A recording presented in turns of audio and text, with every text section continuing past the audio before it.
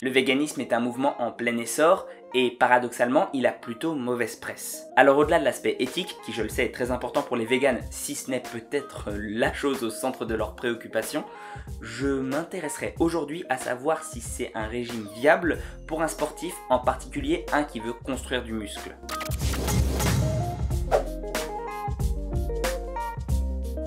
Alors pour ça, bien évidemment, j'ai fait des recherches à droite, à gauche et j'ai essayé de retirer la moelle substantifique de tous les articles que j'ai pu lire. Mais il y en a un en particulier qui est super intéressant parce qu'il regroupe plein d'études scientifiques. Je te le mettrai en lien en description, il s'intéresse exactement au sujet de la vidéo. Mais rentrons justement dans le vif de ce sujet-là. De façon générale, on pourrait s'accorder sur le fait de dire que c'est meilleur pour la santé qu'un régime viandard, notamment tout ce qui est cancer, diabète, cholestérol, parce que l'alimentation végétalienne est composée de beaucoup plus de graisses mono et polyinsaturées naturellement. Ces graisses-là, je le rappelle, contribuent à limiter la dégradation de nos artères. C'est aussi un régime qui va favoriser plus intuitivement la perte de poids, parce que les fruits et les légumes sont peu denses en calories. Et donc forcément, quand on mangera beaucoup, tu seras plein, mais tu auras consommé peu. En revanche, je te rassure, si tu veux vraiment aller chercher les calories, il reste les oléagineux. Et tout un tas d'autres machins gras et sucrés qui peuvent être très caloriques. Un des soucis majeurs de la diète des sportifs, et en particulier ceux de force, c'est d'avoir assez de protéines. Là encore, les végétaliens peuvent en avoir beaucoup. Et contrairement aux mythes que j'ai peut-être participé à répandre d'ailleurs, parce qu'à l'époque j'avais pas fait d'aussi grosses investigations, elles ne sont pas incomplètes. Cependant, leur aminogramme et tout un tas de substances à l'intérieur fait qu'elles seront plus ou moins bien digérées, et en l'occurrence souvent moins bien que les protéines d'origine animale. De plus, si tu ne manges qu'une seule source de protéines végétales, tu risques d'être déficient en certains acides aminés. Qu'à cela ne tienne, il te suffit de manger diversifié et un peu plus de protéines que les omnivores. On utilise souvent comme repère 1,6 g par kilogramme de poids de corps quant aux protéines. Et ben, peut-être que pour les végétaliens, il faudrait monter à 2 grammes. C'est un exemple. Quant aux glucides complexes, il y en a certains qui sont aussi moins digestibles pour nous, notamment par exemple les légumineuses ou tout ce qui est riche en fibres.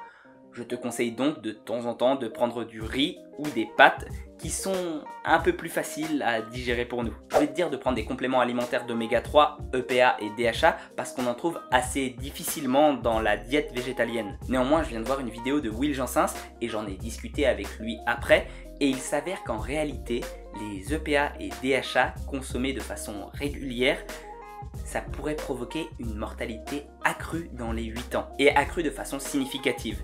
Je te mets le lien vers sa vidéo, il l'explique mieux que moi. Donc bon, tant que ton alimentation est saine, je suppose que tes oméga 3, tu peux les avoir par exemple avec, il me semble, des graines de lin ou assimilées. En revanche, un truc important si tu ne consommes pas de produits animaux, c'est la vitamine B12, car les stocks que l'organisme a accumulés peuvent durer longtemps avant qu'une carence se manifeste. Le mieux pour savoir ce qu'il en est et savoir comment se supplémenter, c'est de faire des tests réguliers à ce niveau-là. Attention aux inhibiteurs de fer, comme le thé, le café ou même le chocolat chaud. Le fer, c'est un minéral très important pour notre santé, en particulier en tant que sportif. Donc il vaudrait mieux consommer des aliments qui sont riches en ce dernier et le faire avec de la vitamine C qui favorise l'absorption de ce dernier. Et ça concerne plus particulièrement les femmes. Un petit truc pour toi, l'ami vegan, il semble que consommer des algues soit particulièrement indiqué, surtout pour l'apport en iodine. Et évidemment, avec le titre de la vidéo, ça va attirer des gens qui veulent construire du muscle tout en étant végétalien. Et c'est normal, c'était le but. Donc pour ces personnes-là, je recommande très fortement la créatine, qui n'est présente, il me semble, à l'état naturel néanmoins, que dans les viandes. Et il a été démontré que les effets les plus spectaculaires de cette prise de créatine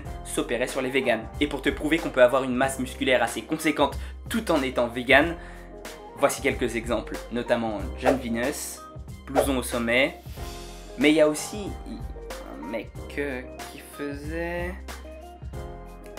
du strongman, Patrick Babounian. Enfin, il doit y en avoir d'autres et je les mettrai. Est-ce qu'ils auraient été plus musclés en consommant des produits animaux? Je sais pas. Il s'avère que ils sont quand même super baraques. Mes recommandations perso et particulières, je vais te les donner. Il faut varier au maximum toutes les sources de nourriture possibles. Mais ça vaut aussi pour les omnivores. Et bien souvent, les vegans en sont bien plus conscients que nous.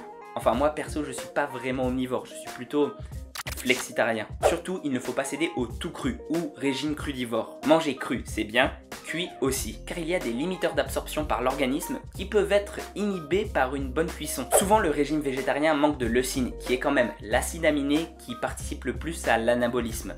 Donc tu peux prendre des BCAA qui pallieront parfaitement au problème. Maintenant parlons brièvement si tu le permets de tout ce qu'il y a autour. Ça fait partie d'une discussion, d'un débat qu'on a eu sur le Discord. Et d'ailleurs, je t'invite à rejoindre le Discord, le lien est dans la description. En gros, on s'est demandé si c'était pas super excluant socialement de faire partie à la fois des véganes et des bodybuilders. Grossièrement résumé, je veux dire des sportifs. L'idée c'est que déjà quand tu consommes des protéines, ta famille et tes amis te voient d'un mauvais œil parce que c'est vu comme de la drogue, etc. etc. Et quand t'es vegan, ta famille te voit d'un mauvais œil parce que t'es une espèce de hippie qui fait chier avec la conscience de protection des animaux, tout ça, tout ça. Donc si tu combines les deux, est-ce que tu serais pas le mec complètement exclu à ta salle ou dans ton groupe d'amis vegan? Ce qui en est ressorti, c'est que pas forcément, parce que c'est peut-être des groupes qui ont tendance à être plus enclins à l'acceptation. Ben ouais, quand tu te fais mal voir pour des raisons débiles, t'es peut-être un peu plus enclin à réfléchir. Et sinon, ça mis à part, faudrait que les fabricants se mettent sérieusement à faire de la protéine végane qui ait pas un goût dégueulasse. Parce que j'en prends,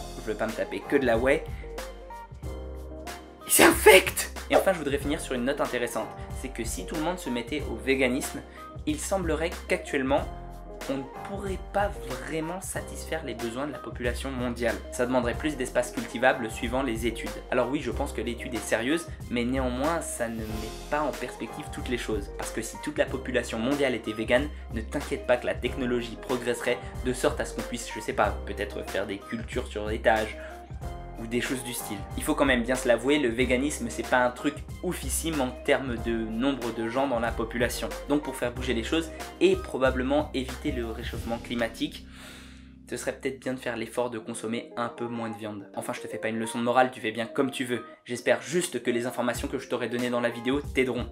Et sur ce, prends soin de toi et à la prochaine. Sois indulgent vis-à-vis du montage de la vidéo parce que je viens de recevoir mon nouvel ordi, l'ancien a cramé et il y a plein de choses que je dois réajuster.